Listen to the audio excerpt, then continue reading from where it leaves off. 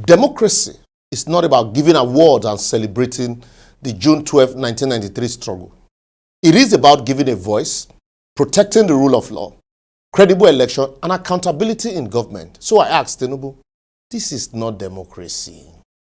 The internet was recently flooded with pictures and videos of the current minister of the FCT, Barrister Nyesom Wike, and his estranged godson, the suspended governor of Rivers State, Similaye Fubara, walking and smiling together and even sharing a car. Sequel to the settlement and agreement, brokered between them by the current president, Tinubu, you would say. But I'm curious, though, a president that says it is his pleasure to see the opposition in disarray is now helping to solve the problem between an opposition governor and his estranged godfather. Abi is no longer happy to see the opposition in disarray, or am I missing something? Well, while you might say it is not a matter of principle, but political survivor, or food is ready for Governor Fubara after all. He know how he become governor. And you would ask, why will he allow himself to be led to the slaughter slab helplessly without resigning after he told us that his soul has left government house? Even self, God knows the agreement Fubara would not sign. As I saw him helplessly telling his supporters to forget their local government chairmanship ambition. Who knows? It might even be worse than the earlier one he called executive orders and rejected.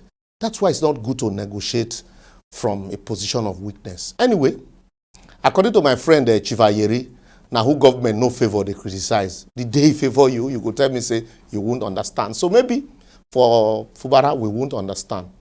However, in retrospect, I think the condition that led to the declaration of a state of emergency in Rivers State was actually orchestrated to paint a picture of chaos and destruction, which would eventually culminate into this seeming settlement that we are seeing today, that would allow the godfather to rein back his godson and completely take control of the affairs of the state. And if you like, maybe the port of the state. But I want to ask our president, is this the democracy you fought for? I guess not, because the script is too obvious. We saw similar scenario on display in Lagos State when the federal might was used to railroad the State House of Assembly into eating their own vomit by bringing back an impeached arrogant speaker. A move that subsequently saw even the governor's tenure hanging in the balance and a possible criminal investigation dangling over his head. You remember, typical President Obasanjo style those days when he go use the FCC hound governors as errand boy.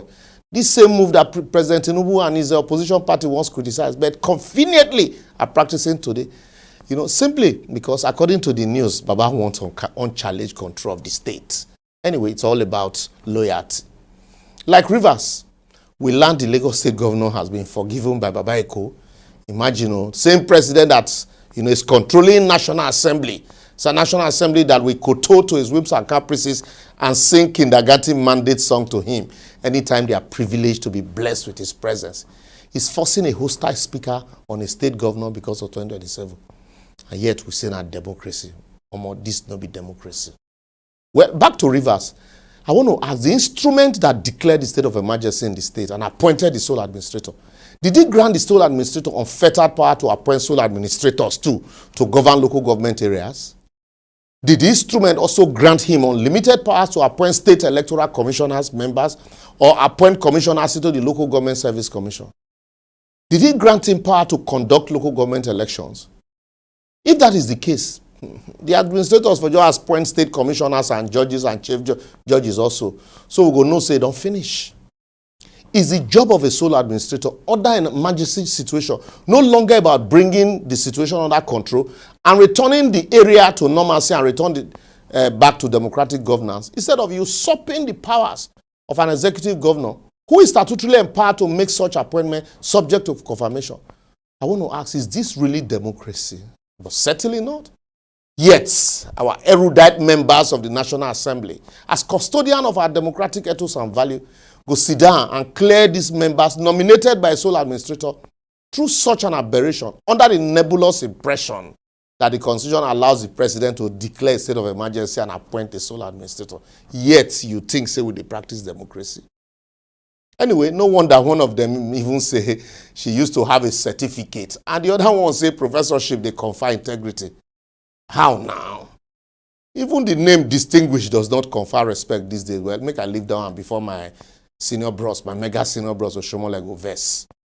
Today, sole administrators appointed sole administrators, electoral officials, service commissioners. Next time, a sole administrator will even be appointing state commissioners and sacking judges and chief judge. Now only time separate us, it will happen. If the executive powers of a state governor can be so truncated and his powers usurped all because of the policies of 2027, what is even the guarantee that there will be an election come 2027?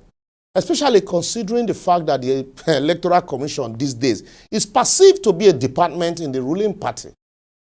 Maybe that could be the reason why the governors and legislators elected on the platform of opposition are jumping ship into the ruling party as though the opposition party no longer exists. Anyway, why even say they exist? What do you expect when the major opposition party is in the hands of a ruling party and not call anybody name? How can we say we are practicing democracy, yet legislators and governors who are elected as custodians of a mandate of a political party can brazenly take that mandate away from the party into another party, and the government is happily celebrating and talking about democratic numbers? Somebody give you property to hold and you dash out to your girlfriend and say, "Na love." My guy, na stealing. Fella call it demonstration of crazy or crazy demonstration, but I call it demons or crazy. I will therefore advocate, while we all know the meaning, definition, and tenet of democracy, I dare say what we are practicing here in Nigeria is clearly not democracy, and we should look for another name for it. You cannot say you are practicing democracy, yet your election process is still a do-or-die affair and subject to contentious legal battles in every election cycle. Can you be practicing democracy and every ruling party that conducts local government election sweeps the pool? Is this democracy when custodians of election mandate must decamp into the ruling party to be secure from prosecution or assured of their electoral victory?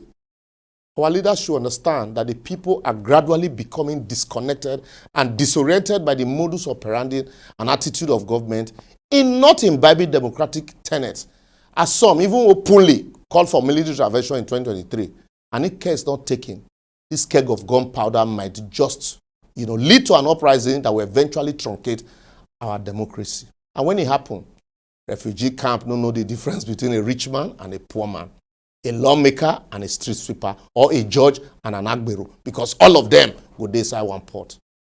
They say a word said in half goes into the wise and becomes a whole. I don't talk.